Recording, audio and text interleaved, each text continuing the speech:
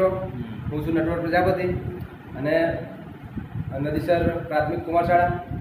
આજે આપણે ધોરણ 7 ગુજરાતીની અંદર એકમ જોવા જઈ રહ્યા છે. પરીક્ષા એકમના લેખક છે પન્નાલાલ પટેલ. આમ જો વાત કરવા જઈએ તો ગુજરાતી સાહિત્યની અંદર પન્નાલાલ પટેલનું યોગદાન ખૂબ જ રહેલું છે. એની અંદર એમના સૌથી પ્રખ્યાત, જેને ફેમસ કહી શકીએ એવા પુસ્તકો છે વડામણા, મળેલા જીવ અને માનવીની ભવાઈ જેવી નવલકથાઓ રચી. હવે નવલકથા વિશે તો તમને ખ્યાલ હશે કે જે પુસ્તકની અંદર લાંબા લખાણ હોય, એક જ વાર્તાને લઈ અને સળંગ આખું પુસ્તક લખાવ્યું એને નવલકથા કહેવામાં આવે. તો એવા આ ત્રણ એમના પુસ્તકો જે ખૂબ જ ફેમસ થયેલા છે.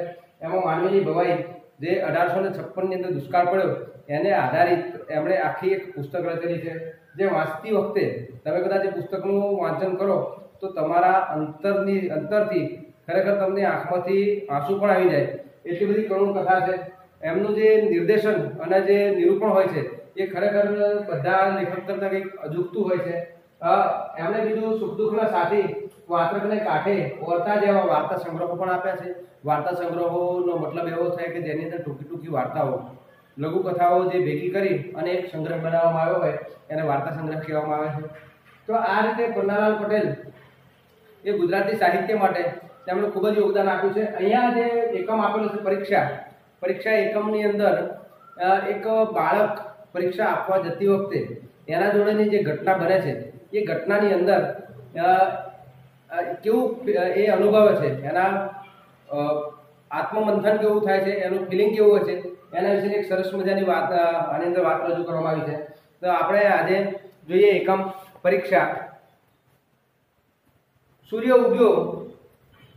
મિત્રો, એક બીજું કહેવાનું રહી ગયું કે આ જ્યારે એકમ ચાલુ હોય તો એ વખતે આપણી નોટબુક અને એક બોલપેન સાથે લઈને બેસીએ તો આની અંદર જે શબ્દ સમજૂતી છે, રૂઢિપ્રયોગ છે, કહેવતો છે, જેને આપણે સાથે સાથે આપણે ટાંકતા જઈએ તો એ પણ કામ સરળ થતું રહેશે. પરીક્ષા. સૂર્ય ઉગ્યો, ઘઉં ચણાના મોલ પર સોનું છાંટવા લાગ્યો, વસંતનો વાયરો મોલ ઉપરનું સોનું સંભાળવા માંડ્યો, પક્ષીઓનું ટોળું વાયરાની પાછળ પડ્યું, પાંખોનો વીંજળો વીજતું હવામાંનું સોનું ધરતી પર પાછું ધકેલતું હતું. પોળની અંદર સૂરજ ઉગ્યો છે. ઉગતા સૂરજના સોનેરી કિરણો એ પૃથ્વી પર ધીમે ધીમે પથરાવા લાગ્યા છે. સૂરજના સોનેરી કિરણો કે સૂર્ય ઉગ્યો છે. ઘઉં અને ચણાનો જે ખેતરમાં પાક તૈયાર થઈ રહ્યો છે એના પર સૂર્યનો પ્રકાશ જે સોનેરી રંગના કિરણોથી એના પર સોનું છાંટતો હોય એવું લાગતું હતું. વસંતનો વાયરો, વસંત ઋતુનો પવન એ મોલ ઉપર સોનું સાંભળવા લાગ્યો, એટલે કે સોનું એકઠું કરવા માંડ્યો હોય એવું આપણને લાગતું હતું. સાંભળવા માંડ્યો એનો મતલબ થાય છે એકઠું કરવા માંડ્યો. સરસ મજાનું વર્ણન અહીંયા પન્નાલાલ પટેલે લીધું છે કે પંખીઓ જ્યારે પોતાની પાંખ ફફડાવતા હોય તે પાંખોના સાથે એવું લાગતું હોય કે જે સોનું પાછું ધકેલતા હોય, એમની પાંખોના પવનના કારણે સોનું પાછું ધકેલાતું હોય એવું લાગી રહ્યું હતું. ગામમાંથી ગાય ભેંસનું ધણ છૂટ્યું, ધરતી પર વેરાયેલું સોનું મોઢે મોઢે ફંફોડતું જતું ખાતું હતું. શાળાએ જવા છોકરા હાલ્યા, મોલ જોતા, હવા ખાતા, પક્ષીઓના માળા પાડતા, ખેતર શેઢેથી પસાર થતી રૂપેરી પગદંડી અને સોનેરી પગલા પાડતા.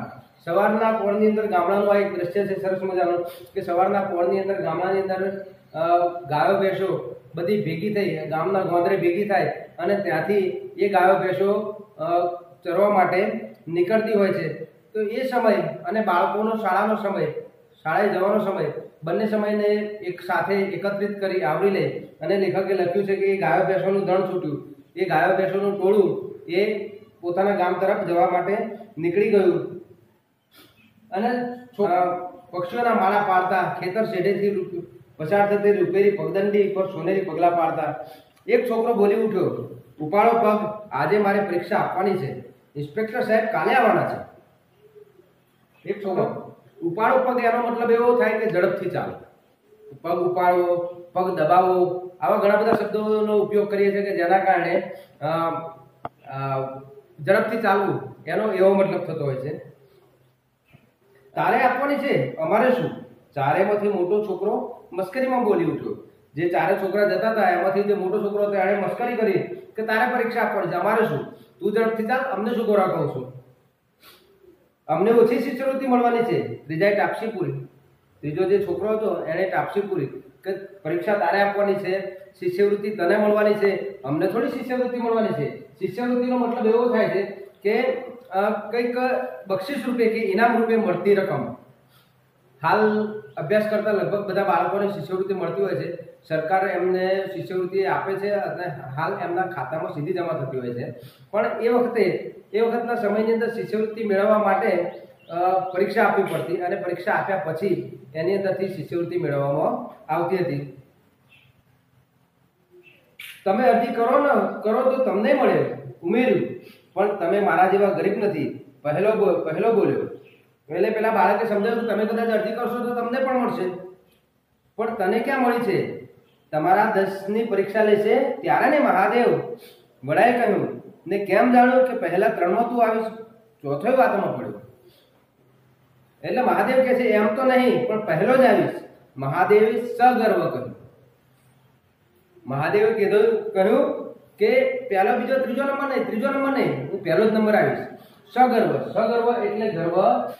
મહાદેવે કહ્યું ગર્વ સાથે.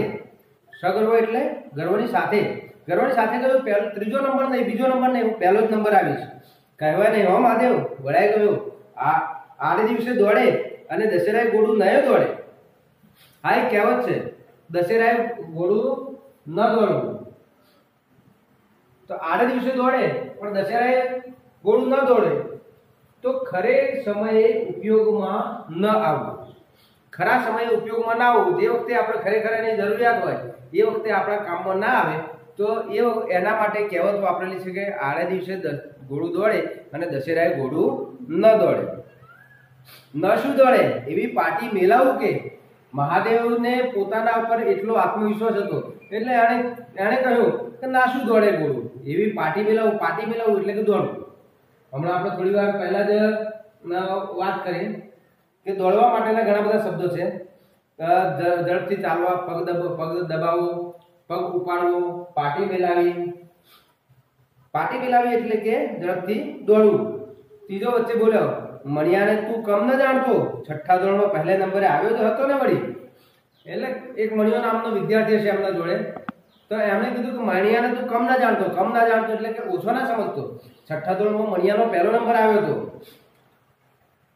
એટલે મહાદેવ પાછો પોતાનો બચાવ કરતા કહે છે એ વખતે હું માંદો હતો, હું બીમાર થઈ ગયો, એટલે મારાથી પરીક્ષા આપવામાં કે પરીક્ષાની તૈયારી પૂરી નથી થઈ, એટલા માટે મણિયાનો પહેલો નંબર આવ્યો. ચોથો બોલી ગયો અને નટુડો ઓછો છે કે એમાં પાછા એના બાપા હેડમાસ્ટર છે. તો આ જે 10 વિદ્યાર્થી પરીક્ષા આપવાના છે એમાંથી નટુ નામનો એક છોકરો છે.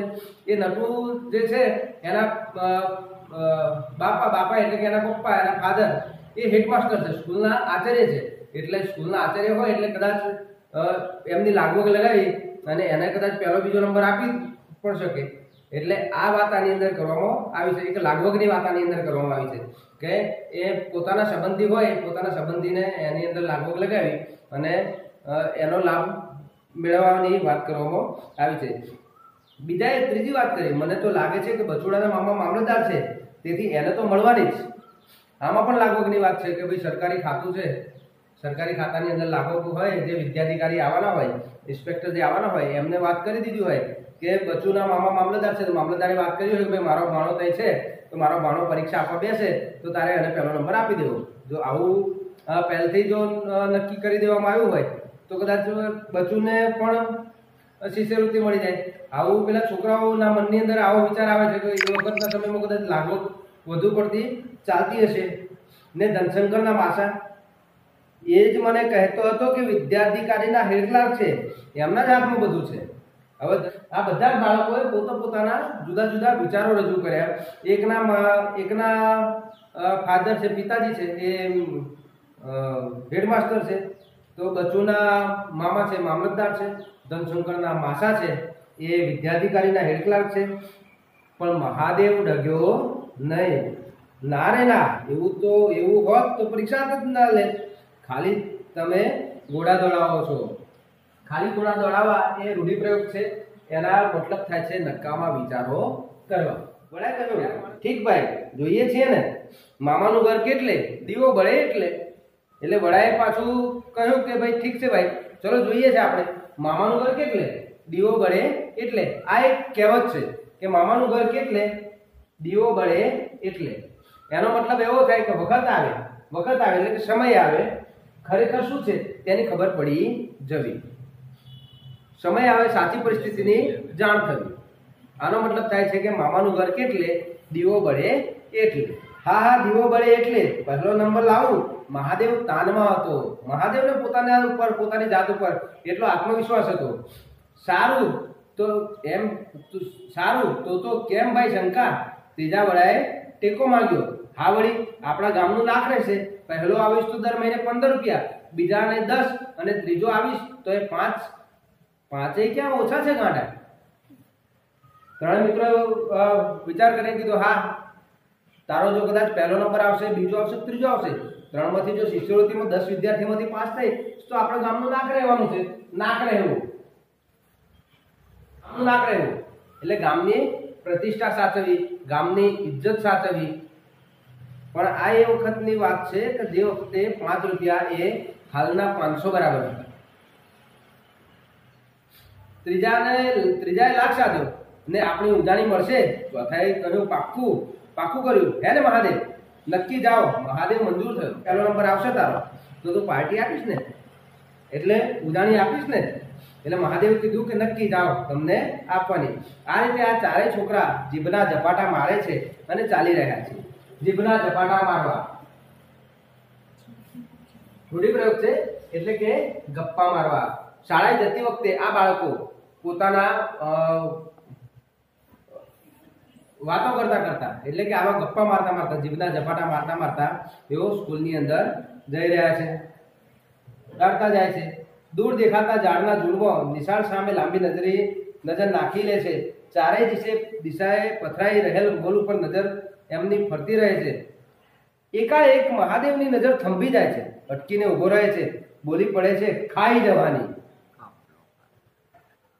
પેલા ત્રણેય અટકે છે મહાદેવની નજર ભેગી નજરને ગૂંથે છે પેલી બાજુના ખેતર તરફ જુએ છે પાણી સરખો કૂણો ઘઉંનો મોલ છે સારસ પક્ષી તરતું હોય એવી એક ગાય છે ધીમે ધીમે ચાલે છે અને ખાતી જાય છે હવે જ્યારે આ બધા બાળકો ભેગા થઈને સ્કૂલમાં જતા હોય છે ત્યારે થોડીવાર સ્કૂલ બાજુ નજર કરે છે થોડીવાર ગામ બાજુ નજર કરે છે એટલે પહોંચ્યા એવું વિચારતા વાતોમાં ગપ્પા મારતા જીભના ઝપાટા મારતા ચાલ્યા જાય છે એવામાં મહાદેવની નજર એક ગાય ઉપર પડે ગાય ઉપર પડતાની સાથે જ અચાનક તેના મોઢામાંથી અવાજ નીકળી પડ્યો ખાઈ જવાની પેલા જે ત્રણેય છોકરાઓ છે એ નજર ગૂંથે છે એટલે કે એ જે મહાદેવ જે દિશામાં જોઈ રહ્યો છે એ જ દિશામાં પોતાની નજરને ભેગી કરી અને એ જોવા માટે પ્રયત્ન કરે છે એ ગાય જેમ સારસ પક્ષી તરતું જતું હોય એવું ચાલતું જતું હોય એ રીતે એ ગાય પણ ધીમે ધીમે ચાલતી ખેતરની અંદર ચાલતી જાય છે અને મોલને ખાતી જાય છે કાપલો કાઢી નાખવાની મહાદેવના પગ જમીન સાથે જકડાઈ ગયેલા લાગતા હતા કાપલો કાઢી નાખો એટલે કે બધું ખાઈ જવું એક રૂઢિપ્રયોગ છે કાપલો કાઢી નાખો એટલે બધું ખાઈ જવું આ દ્રશ્ય જોઈ અને મહાદેવના પગ જમીન સાથે જકડાઈ ગયેલા જમીન પર ચોંટી ગયેલા હોય એવું લાગતું હતું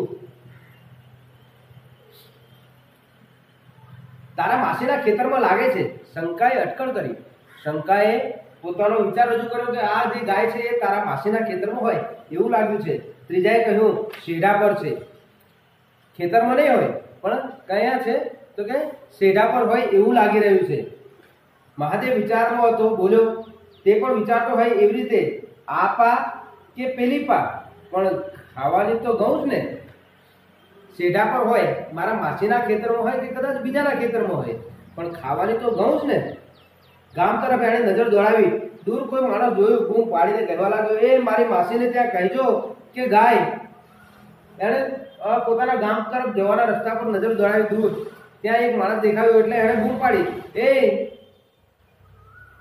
મારી માસીને ત્યાં કહેજો કે ગાય વળી થયું કે ક્યારે આવશે ને ક્યારે હાંકશે, એટલામાં તો કાપલો કાઢી નાખશે.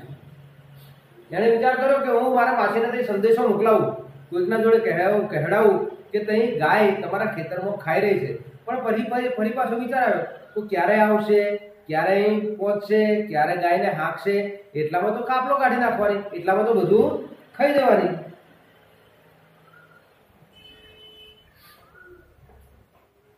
મહાદેવે શંકા સામે ધક્કા ધર્યું, લેને શંકા, ગાયને હું હાંકતો આવું. એટલે મહાદેવે વિચાર કર્યો કે ક્યારે મારા માસીના ઘરમાં અહીંયા આવશે, ક્યારે ગાયને હાંકશે, એટલામાં તો ગાય બધું ખાઈ જશે. એ લોકો આવે એના કરતાં એક કામ કરું, હું જાતે જ જઈને ગાયને હાંકી આવું. એટલે એને પોતાનું દફતર હતું તે એના મિત્ર શંકાને આપ્યું અને કીધું કે તું આ દફતર લેતો જા, સ્કૂલમાં દફતર લેતો જા, હું એ ગાયને હાંકી આવું છું. શંકાએ દફતર લીધું, યાદ આવ્યું તારે લ્યા પરીક્ષા છે ને. શંકાએ દફતર તો લીધું, પોતાની પાસે લઈ લીધું, ચાલો હું લેતો જાઉં છું, મિત્રની મદદ તો કરી. પણ પછી ફરી પાછું એને યાદ આવ્યું, પહેલાં તારે તો આજે પરીક્ષા છે, તું ગાય હાંકવા જઈશ તો પરીક્ષામાં પહોંચી શકીશ, અને મોડો પડીશ તો કદાચ તને પરીક્ષામાં નહીં પણ બેસવા મળે.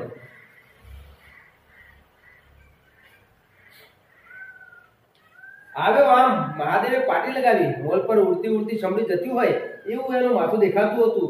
કહેતો હતો, તમે તમારે હેરતા થાવ, આવ્યો હું તો આમ. મહાદેવને પોતાની જાત ઉપર એટલો કોન્ફિડન્સ હતો એટલે એણે કીધું કે હું ગાયને હાંકી અને આવ્યો આમ. ઝડપથી તરત જ હું સ્કૂલની અંદર પહોંચું છું. એટલે મહાદેવે પોતાનું દફતર આપી અને ઝડપથી દોડવા લાગ્યો. હવે આની અંદર પન્નાલાલ પટેલે મહાદેવને જે દોડતો હોય એને સમડી સાથે સરખાવ્યો છે. જેટલી ઝડપ સમડીની હોય, સમડી જેટલા ઝડપથી દોડતી જતી હોય એવી રીતે ત્યાંથી મહાદેવ દોડતો જવા લાગ્યો અને કહ્યું કે તમે પહોંચો, હું તો આમ આવ્યો.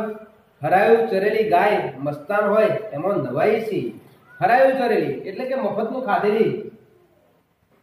ખાધેલી ગાય મસ્તાન હોય, બિલકુલ અલમસ્ત હોય એમાં નવાઈ શી. મહાદેવ મન કરીને ડેફા મારે પણ ચરબી ભરી ગાયને તો લાડના લટકા હતા. મહાદેવ ત્યાં પહોંચ્યા પછી ત્યાં આજુબાજુના ખેતરમાંથી માટીના ઢેફા ઉઠાવીને ગાયને મારવા લાગ્યો. મહાદેવ એ માટીના ઢેફા મારતો હતો પણ ગાયને તો કેવું લાગતું હતું, લાડના લટકા.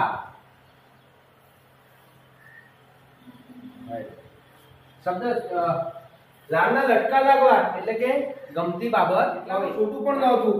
શેઢા પરથી આંકડાનો એક દોરો ભાગ્યો પણ ગાયને તો ચમરી જાણે શરીર પરથી માખું ઉડાડતી હતી.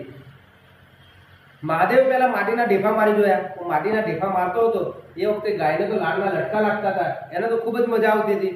મહાદેવ આજુબાજુ નજર કરી પણ ક્યાં છોટું દેખાયું નહીં. એટલામાં એક આકડિયાનો છોડ દેખાયો એટલે આકડિયાનો એક ડાળ એણે તેથી તોડ્યું. ડાળ તોડી અને એ ગાયને મારવા લાગ્યો. હવે ગાયને જ્યારે ડાળ મારવા લાગ્યો ત્યારે ગાયને એવું લાગવા લાગ્યું કે કોઈ મારા શરીર પરથી જાણે માખો ઉડાડતું હોય એવું લાગ્યું. માંડ માસીનું ખેતર વટાવ્યું. ત્યાં પછી ત્યાં બીજું પાછું કાકાનું આવ્યું. કાકા ખારેલા હતા પણ એટલે કાંઈ ગાયને ઘઉં ખાવા દેવાય. મહાદેવે માંડ ગાયને માસીના ખેતરમાંથી બહાર કાઢી. માસીના ખેતરમાંથી જેવી ગાય બહાર નીકળી એવું એના કાકાનું ખેતર આવ્યું. હવે કાકાના ખેતરમાં ઘઉં હતા, કાકા ખારેલા હતા એટલે કે એમનો સ્વભાવ થોડો ગુસ્સાવાળો અને વેરઝેરવાળો હતો. પણ એમનો સ્વભાવ ભલે વેરઝેરવાળો હોય પણ એમના ખેતરમાં થોડા ઘઉં ખાવા દેવાય. એટલે ત્યાંથી પણ એણે મહાદેવે ગાયને માંડ તેથી હાંકી. ત્યાં ત્રીજું ખેતર ગામના એક ગરીબ નહોતું. મહાદેવને થયું નાજી કાકાને આટલું એક જ ખેતર છે ને અને કાપલો કાઢી નાખશે. એમણે વિચાર કર્યો મહાદેવ કે નાજી કાકા તો એક જ ખેતર છે, ગામના ગરીબ વ્યક્તિ છે, એમના ખેતરમાંથી જો બધું ખાઈ જશે તો નાજી કાકા આખું વર્ષ શું ખાશે. ને વળી ગાયને આગળ હાંકી. મહાદેવમાં અધીરાઈને અકળામણ વધવા લાગી. એક લાકડું હાથમાં આવતા ગાયને જુડવા માંડી. ગાય મારવાનો ઈરાદો હોય એવી રીતે મહાદેવ સામે જોયું પણ છોકરો એને મારવા સરખો ના લાગ્યો એટલે પાછી આડે અવડે દોડવા માંડ્યો. હવે આ મહાદેવને એક બાજુ પરીક્ષામાં આપવા માટે જવા માટે મોડું થતું હતું. એવામાં ગાય જે હતી એ ગાય પોતાના માસીના ખેતરમાંથી કાઢી તો કાકાના ખેતરમાં ગઈ, કાકાના ખેતરમાંથી કાઢી તો દાદી કાકા જે ગામના ગરીબ વ્યક્તિ હતા એના ખેતરમાં ગઈ. ગાયને મહાદેવ મારવા માટે લાકડું મારતો હતો. ગાયને પણ એક વખત તો મન થઈ ગયું કે લાવ હું અને છોકરાને માથું મારી દઉં, પણ પછી વિચાર કર્યો કે છોકરું નાનું છે, મારવા જેવું છે નહીં, એટલે ગાય એને મારવાનું મૂકી અને આડી અવડી દોડવા લાગી. મહાદેવને અકળામણ થવા લાગી, કેમ કે ગાય જો ઝડપથી નહીં નીકળે તો હું પરીક્ષામાં સમયસર પહોંચી શકીશ નહીં. મહાદેવની અકળામણનો પાર ન હતો. શાળાએ જઈ રહેલા છોકરાઓના માથા પણ હવે નહોતા દેખાતા. મહાદેવે ઢીલા પડતા મનને મજબૂત કર્યું. આટલું ખેતર કાઢીને મેલીસને પાટી કે હવે જે મોડું થતું હતું એની અંદર મહાદેવના મનની અંદર અકળામણ વધતી જતી હતી. અને એમ હતું કે કદાચ હું સમયસર સ્કૂલમાં નહીં પહોંચી શકું તો મારી પરીક્ષાનું શું થશે. એટલે એણે નક્કી કર્યું, મનની અંદર નક્કી કર્યું કે આટલું જ એક ખેતર બહાર કાઢી મૂકું, પછી એવી પાર્ટી મેળીશ, એવો દોડીશ તો તરત ને તરત હું બધાના જોડે હું સ્કૂલમાં પહોંચી ગઈશ. ત્યાં તો પોતાના જ ખેતરમાં ગાય બેઠી. મહાદેવની મૂંઝવણે હવે માજા મૂકી. એની ગતિ ગામ તરફ પાછી હતી ને સૂરજની ગતિ શાળા તરફ વધતી જતી હતી. આ બધાના ખેતરમાંથી મહાદેવ નક્કી કર્યું કે હવે ગાયને કાઢી હું સ્કૂલમાં જતો રહું. એવામાં પોતાના જ ખેતરમાં ગાય બેઠી. હવે જો બીજાના ખેતરમાંથી મહાદેવ ગાયને કાઢી અને બીજાના ખેતર જો બચાવતો હોય તો પોતાના ખેતરમાં થોડો ખાવા દેવાનો છે. એટલે મહાદેવ પોતાના ખેતરમાંથી ગાયને કાઢવા લાગ્યો. પણ સમય ધીમે ધીમે વધતો જતો હતો. આમાં લેખકે લખ્યું છે કે સૂરજની ગતિ વધતી જતી હતી. એનો મતલબ એવો થયો કે સમય ધીમે ધીમે વધતો જતો હતો. અકળામણમાં રડવા સરખો થઈ ગયો. ગાયને ભાંડતો ગયો, મારતો ગયો અને વળી પાછું જોતો ગયો. હવે મહાદેવ ગાયને કાઢવા માટે એટલો બધો અકળાયો. ગાયને મારતો હતો, ગાળો ભાંડતો હતો ને પાછું વળીને જોતો હતો કે પેલા છોકરાઓ કેટલે પહોંચ્યા છે, મારે સ્કૂલમાં પહોંચવું છે. પણ પોતાનો શેડો વટાવ્યો ત્યાં જ એનો ગભરું જીવ રડી ઉઠ્યો. આ તો પેલા ખુશાલમાનું ખેતર આવ્યું. એમને કોઈ હળ આંકનાર છે તો છે જ નહીં. ગામમાંથી લોકોને હળ માગીને આટલું ખેતર વવરાવ્યું છે, એટલેથી હાંકી લાવીને મેલીને ખુશાલમાના ખેતરમાં મેળવી ને ભલો મહાદેવ રડતો ગયો. માથા પર આવતા સૂરજ સામે જોતો ગયો, અલમસ્ત ગાયને જોડતો ગયો. મહાદેવે પોતાના ખેતરમાંથી ગાય કાઢી અને જેવું એ સ્કૂલ તરફ જવા માટે પાછો વળતો તો ત્યાં જઈને એણે જોયું તો ગાય ખુશાલમાના ખેતરમાં હતી. હવે ખુશાલમાને કોઈ હતું નહીં. ગામમાંથી માંડ કોકનું હળ લાકડું મંગાવી અને ખેતરની અંદર ઘઉં વવરાવ્યા હોય એટલું જ ખેતર હોય અને જો ગાયને ત્યાંથી છેક કાઢી અને ખુશાલમાના ખેતરમાં મૂકીને જતા રહેવી. જો ખુશાલમાના ખેતરમાં મૂકીને જતો રહે મહાદેવ તો એ ગાય ખુશાલમાનું આખું ખેતર ખાઈ જાય. એટલે મહાદેવે વિચાર કર્યો કે ત્યાંથી ગાય કાઢી લાવ્યો છું ને ખુશાલમાના ખેતરમાં મૂકવી એ યોગ્ય લાગ્યું નહીં. પણ મહાદેવની અકળામણ અંદર વધતી જતી હતી, જેના કારણે એ મહાદેવ રડવા પણ લાગ્યો. ગાયને મારતો ગયો, ઝૂંટતો ગયો. વળી એમાં વાળ નડી. કાઢવી ક્યાં થઈને? એ ખુશાલમાના ખેતરની ચારે બાજુ વાળ બનાવેલી હતી. એટલે એ ગાયને કાઢવા ગયો પણ વાળ નડી. ગાયને કાઢવી ક્યાંથી? ને મહાદેવ મૂંઝાયેલો મહાદેવ વાળમાં છીંડું પાડતો ગયો, નાકને સીંકતો ગયો, પછીનો લૂછતો ગયો ને રડતો પાછી વાળેલી ગાયને બાંધતો ગયો. એ પાછી ક્યાં જાય છે? અહીં છીંડામાં મરને. મહાદેવે એ વાળની અંદર છીંડું પાડવું એટલે બાકોરું પાડવું, જગ્યા કરી. તો મહાદેવે એ વાળની અંદર એક છીંડું પાડ્યું, બાકોરું પાડ્યું, જગ્યા કરી અને ગાયને નાકને સીંકતો ગયો. માણસ જ્યારે રોવાનું ચાલુ કરે ત્યારે નાકની અંદરથી પાણી આવવાનું ચાલુ થાય. એટલે રોતા નાકને આ રીતે ઘસવાનું ચાલુ કરે. આને સીંકવું કહેવાય. નાકને સીંકતો ગયો, પછીનો લૂછતો ગયો, રડતો વળી ગાયને બાંધતો ગયો. ગાયને ગાળો બોલતો ગયો. એ પાછી ક્યાં જાય છે? અહીં છીંડામાં મરને. ગાય જે જગ્યાએ એણે બાકોરું પાડ્યું, જે જગ્યાએ ગાયને બહાર નીકળવા માટે રસ્તો બનાવ્યો એ જગ્યાએ ગાય નીકળતી ન હતી. એટલે ગાયને એ ગાળો બાંધતો જતો હતો કે અહીં પાછી આ છીંડામાંથી બહાર નીકળ, ત્યાં ક્યાં મરવા જાય છે? દોડીને મહાદેવ મહા મહેનતે ગાય વાળી છીંડા માટે બહાર કાઢી ને ગજબની મુક્તિ અનુભવતા મહાદેવ જમના હાથમાંથી છૂટ્યો હોય એ રીતે શાળા તરફ એવી રીતે મુઠ્ઠીઓ વાળી મોલના સપાટીએ સનન કરેલ કરતો છૂટેલો તોપનો ઘોડો જોઈ લો. મહા મહેનતે ગાયને ત્યાંથી બહાર કાઢી અને અજબ ગજબની એણે મુક્તિ મેળવી અને જમના હાથમાંથી છૂટ્યો હોય. જમ એટલે કે યમરાજા. માણસને જમ એટલે કે યમરાજા. આપણને પેલા માણસનો જીવ લેવા માટે જે આવે ને પાડા પર બેસીને, એને યમરાજા કહેવાય. તો યમરાજા કોઈનો જીવ લેવા આવ્યા હોય અને કદાચ એને છોડી મૂકે તો માણસ કેવી મુક્તિ અનુભવે, એવી મુક્તિ મહાદેવ પણ અનુભવવા લાગ્યો અને પોતાની મુઠ્ઠીઓ વાળી અને એકદમ ઝડપથી જાણે બંદૂકની ગોળી છૂટી હોય અને કેવી સનનન કરતી નીકળી જાય એ રીતે મહાદેવ પણ સનનન કરતો. તેથી કોઈ તોપના ઘોડો છૂટ્યો હોય એ રીતે પોતાની સ્કૂલ શાળા તરફ દોડવા લાગ્યો. પણ પહોંચ્યો ત્યારે શિષ્યવૃત્તિની પરીક્ષા શરૂ થઈ ચૂકી હતી. જે વખતે શાળાએ પહોંચ્યો પેલી ગાયને હાંકવામાં એને મોડું થઈ ગયું. પણ ત્યાં શાળાએ પહોંચ્યો તે વખતે શિષ્યવૃત્તિ આપવા માટેના ઇન્સ્પેક્ટર સાહેબ આવી ગયેલા હતા અને બાળકોની પરીક્ષા ચાલુ થઈ ગયેલી હતી. ઇન્સ્પેક્ટર સાહેબે મહાદેવ સામે જોયું. એનો આખો ચહેરો આંસુથી ખરડાયેલો હતો. અંગે પણ પસીનામાં રેબઝેબ હતા. સવાલ કર્યો, કેમ ભાઈ મોડો પડ્યો? ઇન્સ્પેક્ટર સાહેબે મહાદેવના સામે જોયું અને એનો આંખો જે રોઈ અને આંખોમાંથી આંસુ આવેલા હતા. એ રડતો ચહેરો એનો તરત જ દેખાઈ આવ્યો. આખું શરીર પસીનેથી રેબઝેબ થઈ ગયેલું હતું. એટલે ઇન્સ્પેક્ટર સાહેબે પૂછ્યું, કેમ ભાઈ કેમ મોડું થયું? મહાદેવ રડતો ગયો અને પોતાની કથા કહેતો ગયો. ઘઉંના મોલમાંથી ગાય હાંકવા ગયો હતો સાહેબ. જતા તો જઈ લાગ્યો, પણ મારે આ ગાયને કોના ખેતરમાં છોડવી સાહેબ? એટલે પછી ખેતરોની બહાર ગાયને કાઢવા રહ્યો અને એમાં મને એટલે મહાદેવે આખી પોતાની વાર્તા કીધી કે હું ગાયના મોલમાં પેલા ખેતરમાં બેસી ગયેલી હતી. ગાયને હાંકવા ગયો ત્યાં મારા માસીના ખેતરમાંથી ત્યાંથી કાઢી તો કાકાનું ખેતર આવ્યું. કાકાના ખેતરમાંથી કાઢી તો ગરીબ નારજી કાકાના ખેતરમાં આવી. નારજી કાકાના ખેતરમાં કાઢી તો પોતાના જ ખેતરમાં આવી. પોતાના ખેતરમાંથી કાઢી ત્યાં તો ખુશાલમાના ખેતરમાં આવી. એટલે આમ એ કોના ખેતરમાં ગાયને મૂકવી આ વિચારમાં અને આ મૂંઝવણમાં જ ગાયને કાઢવા મારે મોડું થયું. ઇન્સ્પેક્ટર સાહેબે જોયું તો મહાદેવની આંખમાં આંસુ ન હતા, પણ માનવતાની સરવાણી હતી.